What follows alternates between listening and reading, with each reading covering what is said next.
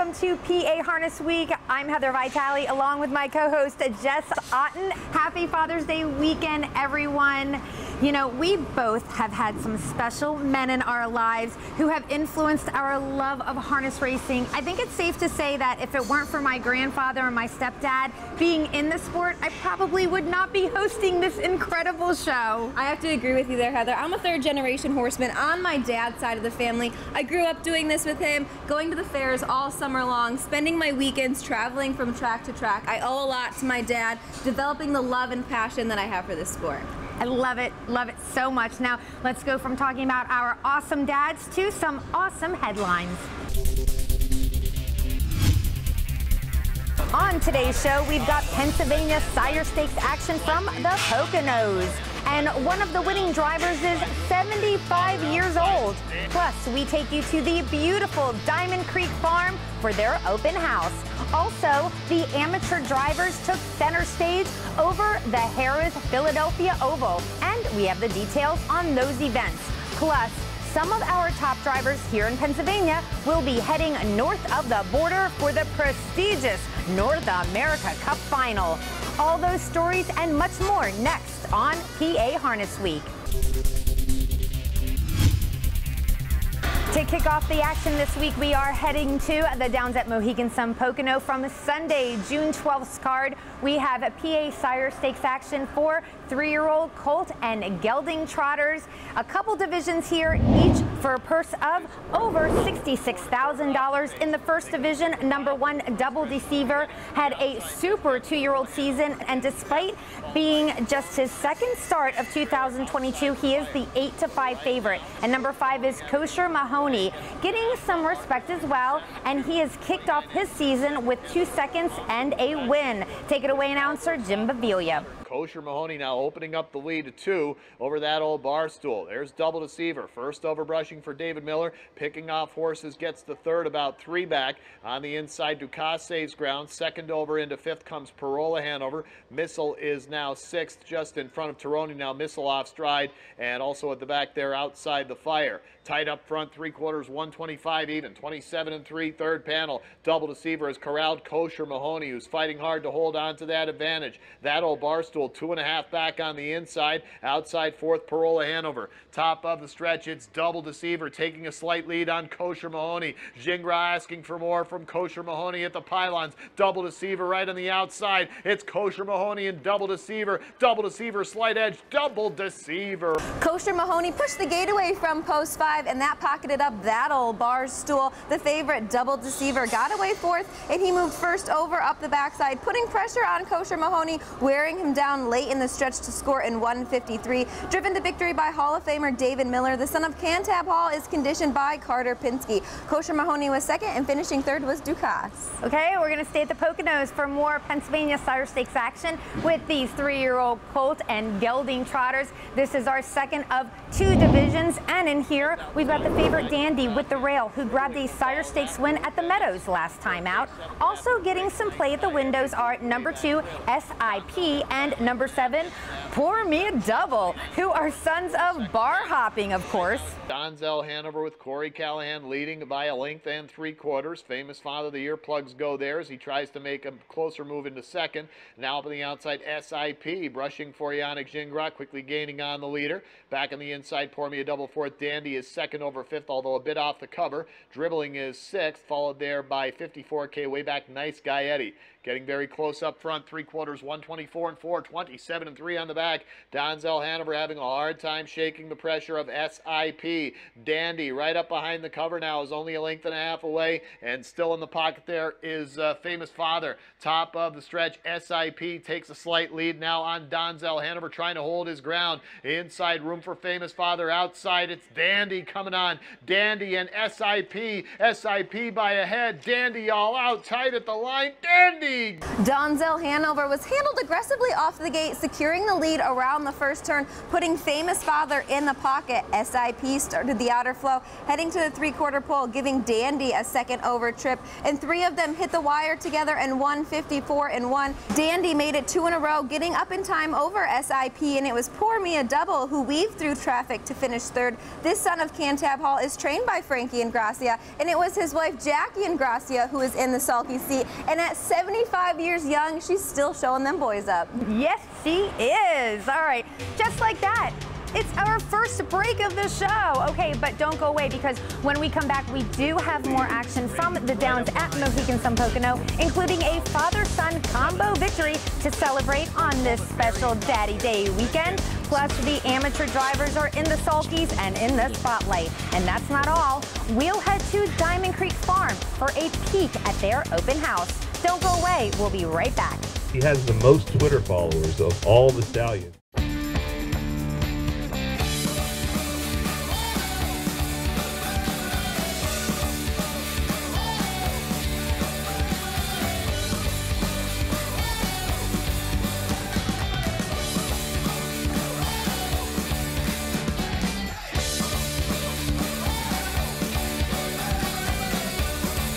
Get back to the feeling of Mohegan Sun Pocono.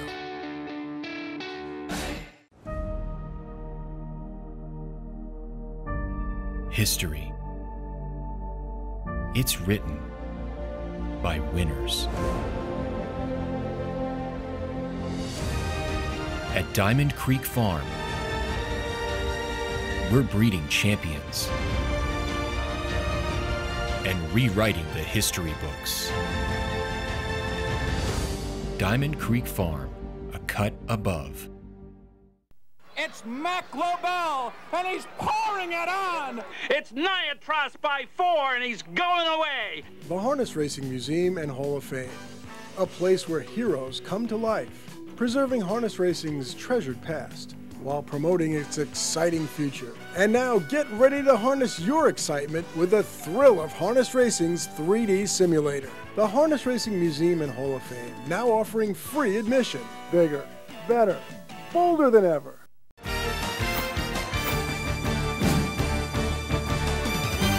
Welcome back to PA Harness Week. I'm Heather Vitale along with Jessica Otten, and we are all going to the Downs at Mohegan Sun Pocono for more action. This time we've got some pacers in the spotlight. The featured pace going for $17,500 from the Saturday, June 11th card, and it's number 3, Dragon Said, who's the 4-5 favorite, looking for his 3rd win in a row. And number 8, Western Joe, is the classiest in the race. In fact, he just became a millionaire last month.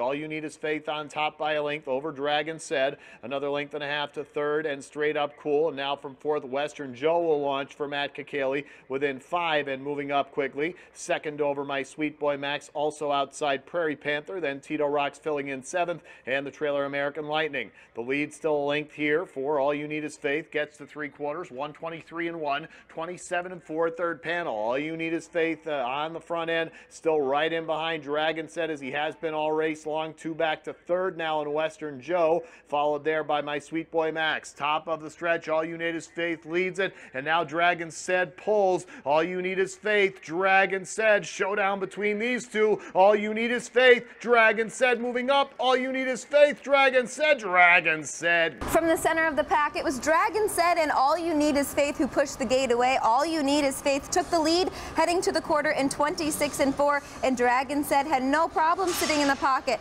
And it was a slugfest all the way to the wire between All You Need Is Faith and Dragon Said, but it was Dragon Said and Jason Bartlett who won by a neck over All You Need Is Faith in 150-1. Finishing 3rd was Western Joe, and that was one of 3 winners on the day for trainer Jen Bongiorno. All right, now we're going to switch gates, but not dates, okay? We're going to see some trotting action now, still from Saturday, June 11th card at the Downs at Mohegan Sun Pocono. And the even money favorite is number 7, Rich and Miserable, who is the richest in the group, but I'm not so sure he's miserable. Also getting action is the 5, Marion Gondolier, who was second to Rich and Miserable last time out. So how will it pan out this time? Let's take a look. Rich and Miserable up by a length, not being asked for much. Pressure on the outside from Striking Jensen. Pantaleano has that one within 3 parts of a length. Meanwhile, Marion Gondolier tight in the pocket. Altus Hanover showing trot second over. He's 2.5 away for Simons. Then Ladies Image 5th, third in. Third over 6th, Robbie Pev. After that, Beer 30 in the trailer, Miss McKee. Rich and Miserable still by a half length. 3/4 reached in 1:25 and 2. 28 and 4, third panel. Middle portion of the race a bit soft here. Should benefit Rich and Miserable. Marion Gondolier back into second as Striking Jensen fades. 3 wide comes Altus Hanover, 4 off the pace. Top of the stretch, Rich and Miserable up by a length. Marion Gondolier now to come up on the inside from third. Ladies Image with room on the outside. Rich and Miserable still there by a half length, and Rich and Miserable controls it on the front end. Plenty of levers in here, Heather. Marion Gondolier ended up with the lead heading towards the quarter pole. The favorite, Rich and Miserable, was parked and pressing before he made the front with 1 lap to go, and he was a game winner from there, holding off the closers, scoring in 1:54 and 1. Marion Gondolier finished second, and closing late to finish third was Ladies Image. It was a father-son duo of Tyler and Todd Buter teaming up here again, making it 2 in a row, and for as long as I can remember, these two have been traveling to the races, finding themselves in the winner's circle. Last week we talked about how strong the breeding is here in the great state of Pennsylvania. This week we'll focus and key in on Diamond Creek Farm. They had an open house a couple of weeks ago. Let's check it out. We are in Wellsville, Pennsylvania today, and we are having our annual open house. Just kind of like a day to come check out what we do here at Diamond Creek. And we're going to do a Stallion Showcase and tell a little bit about, tidbit about everybody. This horse, Father Patrick, is now 11 years old, well into his stallion career.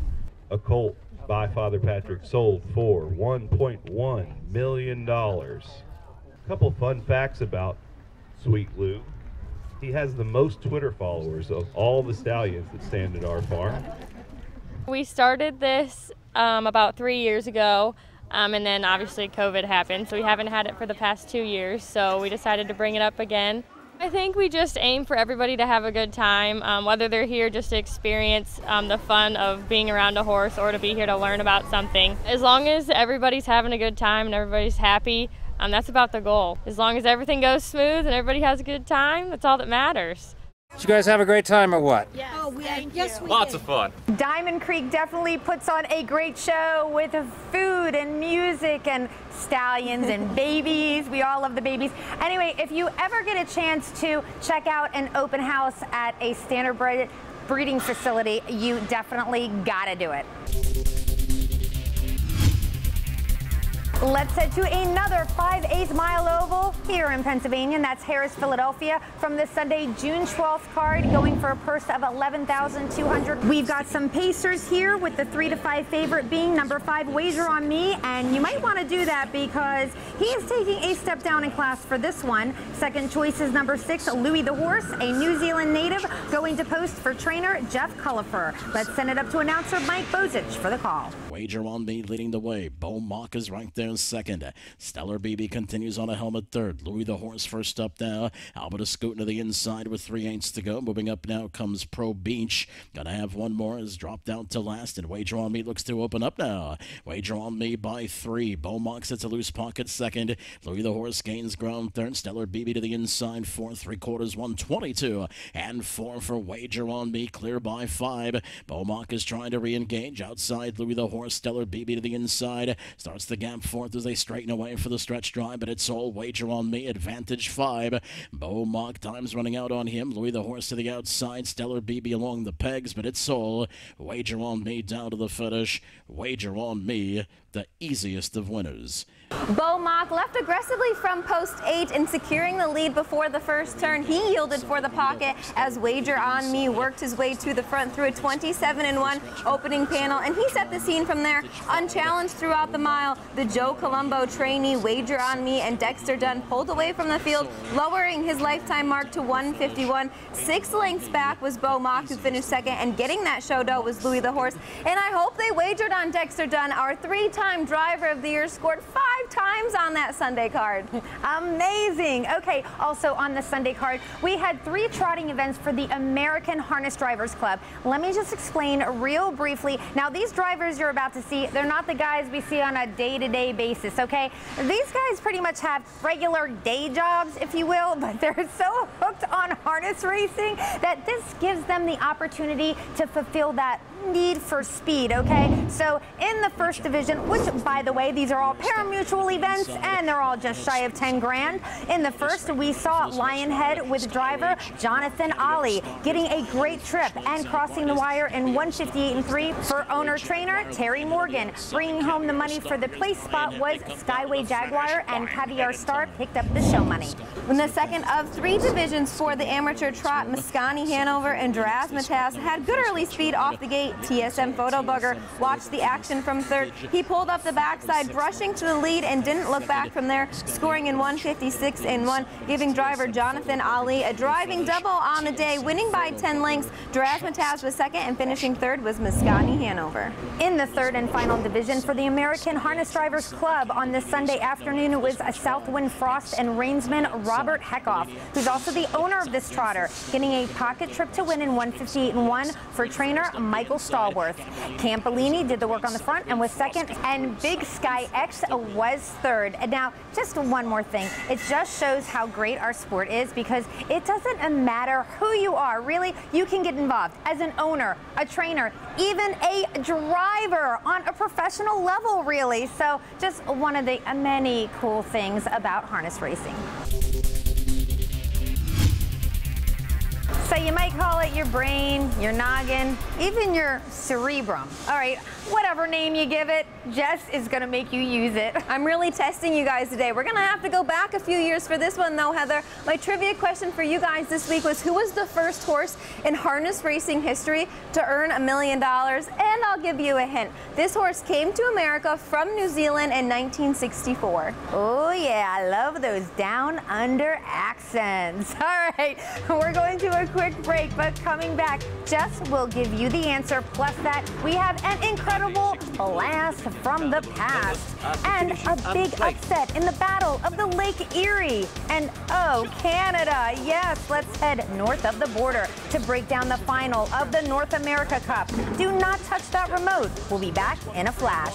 Wide open as Nighthawk is under attack. The world is full of compromises, but not here. Not on this day, not in this race, not in this sport. Every bet is a hope. Return on investment comes in seconds. This is harness racing. We welcome you to the Harness Racing Fan Zone. See it all for yourself. Feel it in all the passion. Share that experience with others. The Harness Racing Fan Zone puts you in the driver's seat. What if I told you this could be the summer of a lifetime? Join the Harness Horse Youth Foundation Summer Camp Program. You'll learn firsthand about horses and harness racing from industry professionals. You'll travel to racetracks and feel the excitement up close. You'll make new friends and have a blast. You'll even hit the track and take control of a trotting bred racehorse. Visit hhyf.org today and grab the reins for an unforgettable summer. In the world of standard bred racing, only one name is synonymous with this kind of success, this kind of history, this kind of greatness, this kind of legacy, and this kind of unparalleled promise for tomorrow. Proud of our past, excited about our future. You know the name, that one name. Hanover, the greatest name in harness racing.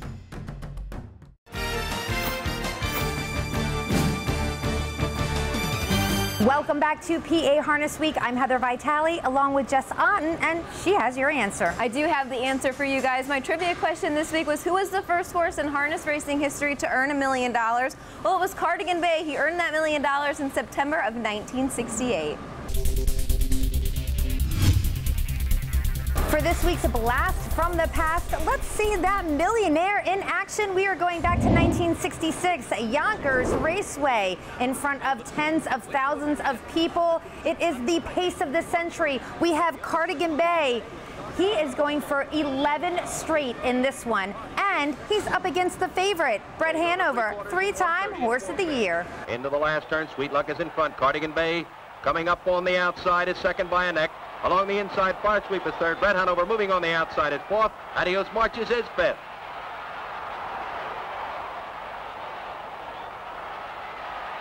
Here they are at the head of the stretch. It's Sweet Luck along the rail. A length behind Cardigan Bay. That's Brett Hanover. Cardigan Bay is in front. Brett Hanover is coming at him. Cardigan Bay holding him off. Cardigan Bay goes under the wire, the winner. Brett Hanover is... Cardigan Bay got away third off of the wing. Stanley Dancer pulled him first over heading into the final turn, wearing down the leader, stopping the clock in 2 minutes, of course beating that 3-time Horse of the Year, Brett Hanover.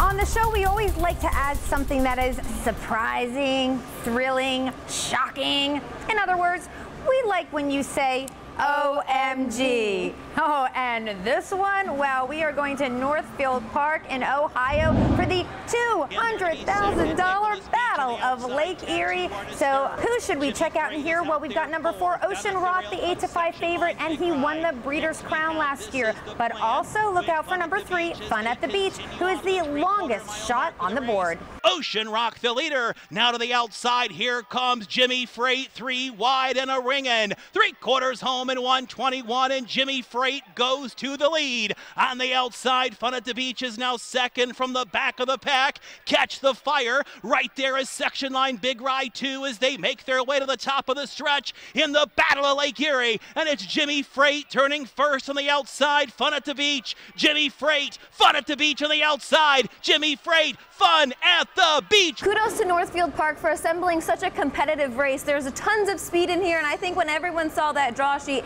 they were curious to see how it was going to shape out, and that's exactly what we saw. A ton of early speed. Ocean Rock and Tattoo Artist pushed the gate away, and they battled it out through a 52-3 first half. Jimmy Freight picked up that second over cover, and that towed Fun at the Beach right into the race, and they tipped 3 wide up the backside. It was Fun at the Beach and Jordan Stratton who exploded off of cover, scoring in 149-2. The son of Sun Beach Somewhere is conditioned by Mark Ford. Jimmy Freight was second, and getting up for third is Section Line Big Ride. And OMG, Heather, despite him winning the MGM Borgata Series final at their sister track, Yonkers Raceway, Fun at the Beach was sent to the gate as the longest shot at the board, paying $51 to win.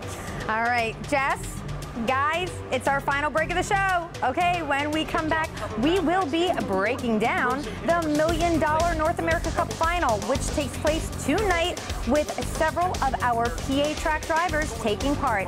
And we have a special guest, track announcer Mike Bozich, joining us for that on the other side. Pennsylvania Interest draws inside. Very, very good post position.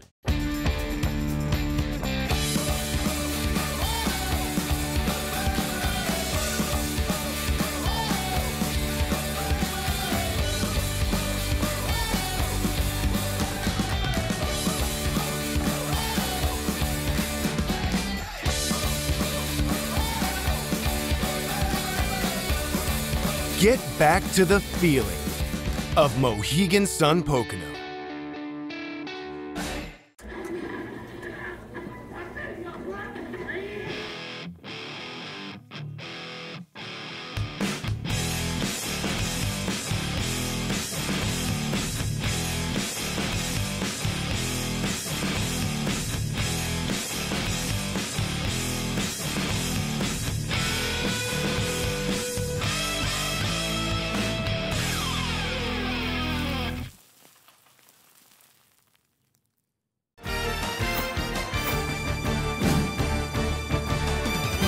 Welcome back to racing's fastest paced half hour. It's PA Harness Week. Tonight is not only a big night in Canada for harness racing, but it's a huge night for our standardbred sport overall. It's the $1 million North America Cup. So who's going to in? Well, gosh, why don't we bring in some expert advice from our track announcer, Mike Bozich. We're high above Harris, Philadelphia in the track announcer's booth. And Mike, how do you see the race panning out? Well, it certainly is going to be a very interesting race. My top call is number 1, Forever Boy.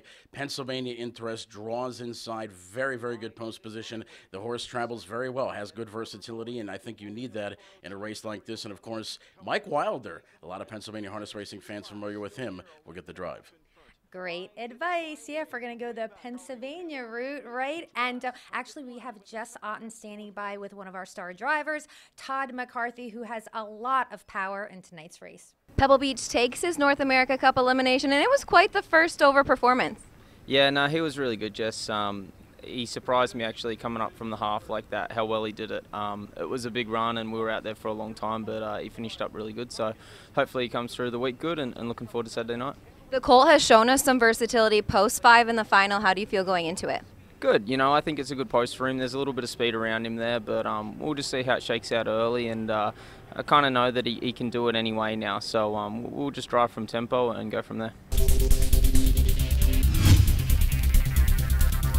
Want to know where to take that special guy in your life? Dad, uncle, grandpa, brother, husband. All right, take them to the track. I'm going to give you the 411 on the live racing schedule. First of all, the Downs at Mohegan Sun Pocono. The live racing is Saturday, Monday, Tuesday, post time 1:30 p.m.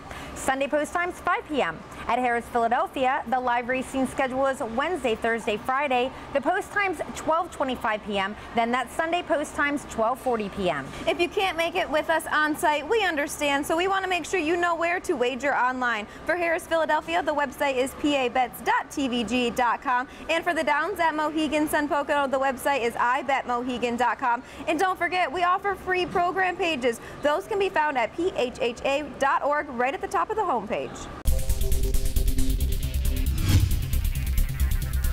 If you guys love our trivia questions we give you every week, or just gives you every week, you are going to love Barn Cat Trivia. It comes on for an hour each week, and it's very addictive. It is very addictive. Heather got me addicted to it about a couple of months ago. I tune in every Sunday night at 7 p.m. It's super easy to subscribe. Kelly Spencer does a great job. Head to barncattrivia.com, fill out the information, hit the subscribe button, and tune in every Sunday at 7 p.m. And you'll see how smart you are about harness racing. That's all I'm going to say. Yeah, me not so much anymore, I guess.